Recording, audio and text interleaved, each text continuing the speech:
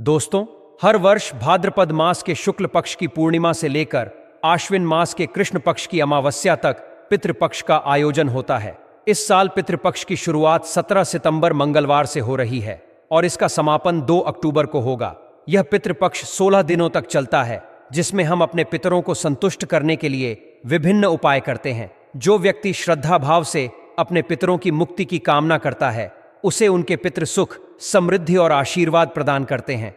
हमारी संस्कृति में पूर्वजों का आशीर्वाद प्राप्त करना अत्यंत महत्वपूर्ण माना गया है। पितरों का आशीर्वाद लिए बिना किसी भी कार्य में सफलता प्राप्त करना कठिन हो जाता है। जो लोग पितृतर्पण और श्राद्ध नहीं करते, उनके वंश का नाश होने की संभावना रहती है। वहीं जो व्यक्ति अपने पितरों का श्राद्ध करते हैं, उन्हें इस संसार के सभी सुखों की प्राप्ति होती है। पितृपक्ष के दौरान भगवान विष्णु से वरदान प्राप्त कर पितर पृथ्वी पर आते हैं और अपने प्रियजनों द्वारा दिए गए सम्मान को ग्रहण करते हैं। वे भोजन तर्पण और श्रद्धा से प्रसन्न होकर आशीर्वाद प्रदान करते हैं। इसके बाद वे पितृलोक में लौट जाते हैं। हालांकि अगर कोई व्यक्ति अपने पितरों का आदर नहीं करता और भोग नहीं चढ़ाता, तो पितर रुष्ट होकर चले जाते हैं, जिससे व्यक्ति को पितृदोष लग जाता है। यह दोष जीवन में भारी कष्ट और दुख लेकर आता है। गरुड़ पुराण में बताया गया है कि किसी तीर्थ स्थल पर पितरों का तर्पण और श्राद्ध करना विशेष महत्व रखता है। गया, बद्रीनाथ और प्रयाग जैसे पवित्र स्थलों पर श्राद्ध करने से पितरों को मोक्ष की प्राप्ति होती है। अगर किसी के लिए इन स्थलों पर जाना संभव नहीं है, तो वे अपने घर के किसी पवित्र स्थान पर भी श्राद्ध कर सकते हैं। परंतु ध्यान रखना चाहिए कि श्राद्ध का आयोजन कभी भी शाम या रात के समय नहीं करना चाहिए। पितरों का आवाहन केवल दिन में ही किया जाता है, क्योंकि रात के समय नकारात्मक शक्तियों का प्रवेश हो सकता है, जो घर में अशांति या दुर्घटनाओं का कारण बन सकती है। अब जानते हैं कि गरुड़ पुराण के अनुसार पितरों को प्रसन्न करने के लिए किन किन उपायों का पालन करना चाहिए। मुख्य द्वार पर जल का छिड़काव। पितृपक्ष के दौरान पितरों के साथ अन्य प्रेत आत्माएं भी घर में प्रवेश करने की कोशिश करती हैं, जिससे शोक और समस्याएं उत्पन्न हो सकती हैं। इसलिए अपने घर के मुख्य द्वार पर जल का छिड़काव अवश्य करें। इससे पितर संतुष्ट होते हैं और नकारात्मक शक्तियों का प्रवेश घर में नहीं हो पाता। भोजन का दान। पितरों की संतुष्टि के लिए श्राद्ध के दौरान भोजन तैयार किया जाता है, लेकिन इसे केवल पितरों की तस्वीर के सामने रखने से पितर इसे ग्रहण नहीं कर पाते। इसलिए भोजन का थोड़ा सा हिस्सा गाय, कुत्ते या कौवे को खिलाएं, ताकि यह भोजन पितरों तक पहुंच सके। दीपक जलाएं। पितरों की तस्वीर के सामने शुद्ध घी का दीपक जलाकर उनसे अपनी गलतियों की क्षमा मांगे। इससे आपके पितर प्रसन्न होंगे और आपको आशीर्वाद देंगे। दक्षिण दिशा में दीपक जलाना। अगर किसी कारणवश आप श्राद्ध कर्म नहीं कर पाते, तो पितरों की संतुष्टि के लिए दक्षिण दिशा में एक दीपक जलाकर गौ माता को रोटी खिलाएं। दक्षिण दिशा में मुख करके पितरों से क्षमा मांगें।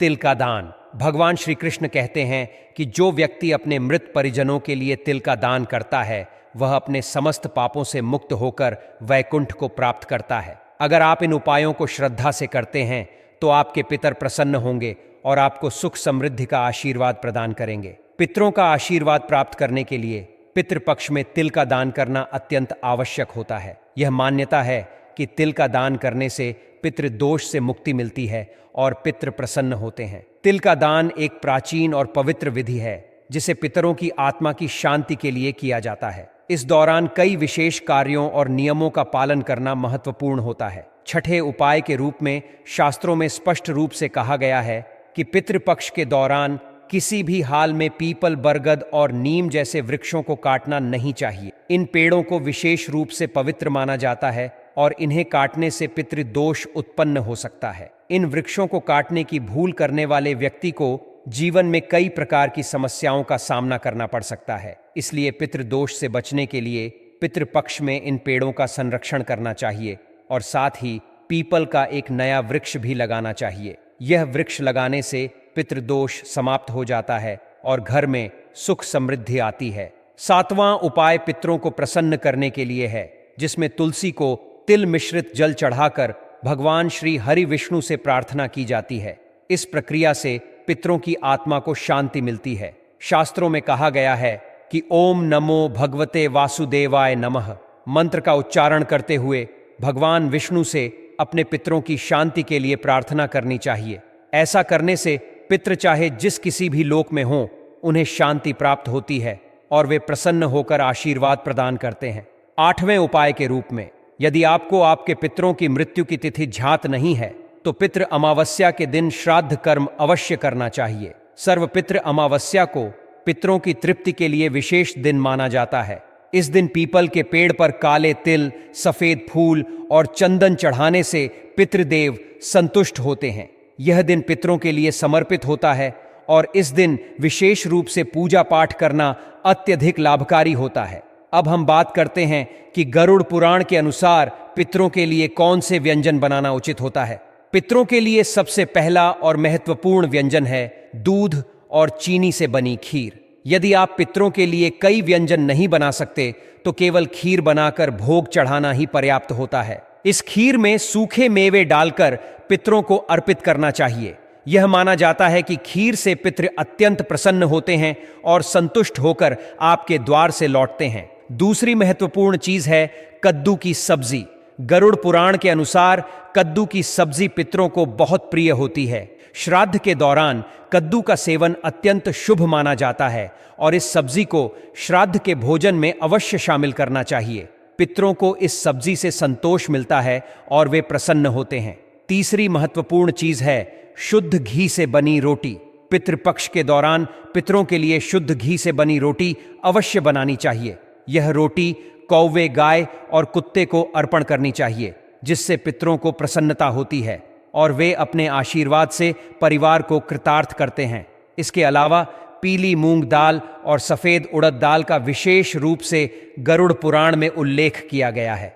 इन दालों से बने मीठे और नमकीन व्यंजन भी पितरों के लिए बनाए जाते हैं। यह व्यंजन पितरों को अत्यंत प्रिय होते हैं और उन्हें संतोष प्रदान करते हैं। भोजन बनाने के दौरान भी कुछ विशेष नियमों का पालन करना चाहिए। जैसे ईश्वर के भोग के लिए भोजन बनाते समय शुद्धता का ध्यान रखा जाता है, वैसे ही पितरों के भोजन के लिए भी शुद्धता आवश्यक है। भोजन बनाने से पहले स्नान करना चाहिए और रसोई को गंगा जल से शुद्ध करना चाहिए। यदि गंगा जल उपलब्ध न हो तो साधारण जल का छिड़काव भी किया जा सकता है।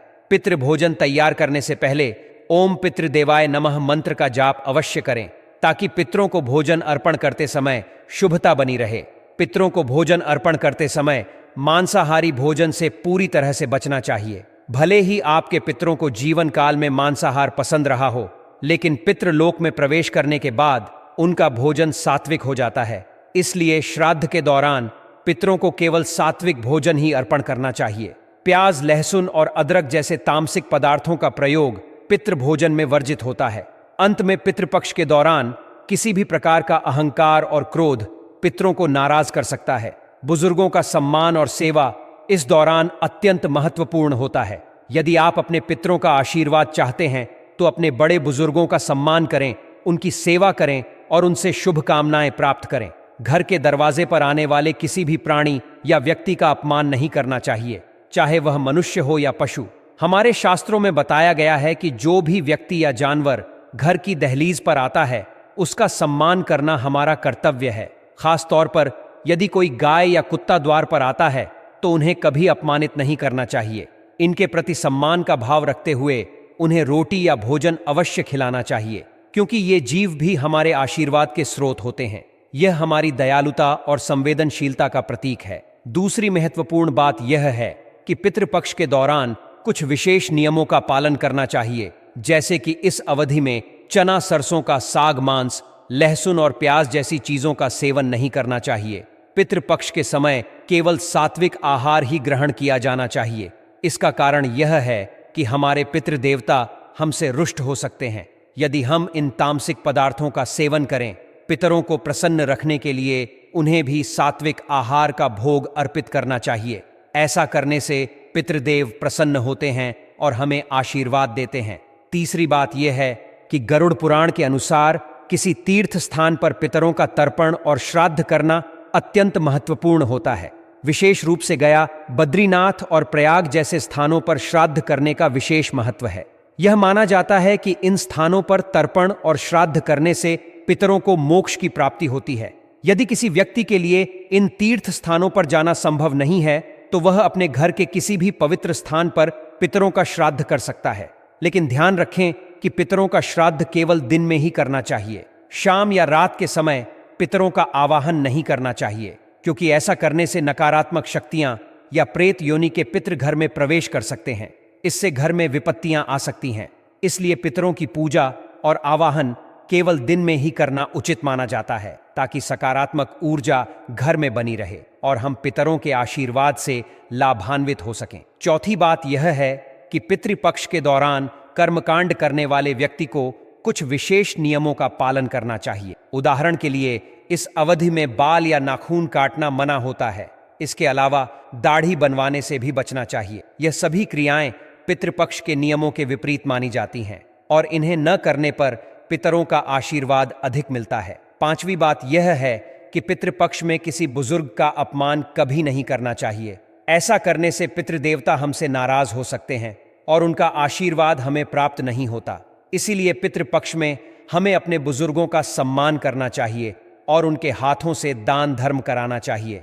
ऐसा करने से व्यक्ति को श्रेष्ठ फलों की प्राप्ति होती है और जीवन में सफलता और समृद्धि का मार्ग प्रशस्त होता है। छठी और अंतिम बात यह है कि पितरों का श्राद्ध या पूजा करने वाले व्यक्ति को किसी भी प्रकार के व्यसन से दूर रहना चाहिए। विशेष रूप से शराब या अन्य नशे की स्थिति में पितरों का श्राद्ध करना बिल्कुल अनुचित माना जाता है। नशे की अवस्था में किया गया श्राद्ध पितरों को रुष्ट कर सकता है, जिससे वे बिना आशीर्वाद दिए लौट जाते हैं। इसलिए हमें श्राद्ध और पूजा के दौरान पूरी श्रद्धा और संयम के साथ अपने पितरों का ध्यान करना चाहिए, ताकि उनका आशीर्वाद हमारे जीवन को सुख समृद्धि से भर दे। इन सभी बातों का ध्यान रखते हुए यदि हम पितृपक्ष में अपने पितरों का सही ढंग से श्राद्ध करते हैं तो हमें उनके आशीर्वाद का लाभ मिलता है और हमारी सभी समस्याएं दूर हो सकती हैं। उम्मीद है कि यह जानकारी आपके लिए उपयोगी साबित होगी। अगर आपको यह जानकारी अच्छी लगी हो तो इस ज्ञान को अन्य लोगों तक भी पहुंचाएं और पितृदेव के आशीर्वाद को पाने के लिए इन नियमों का पालन अवश्य करें।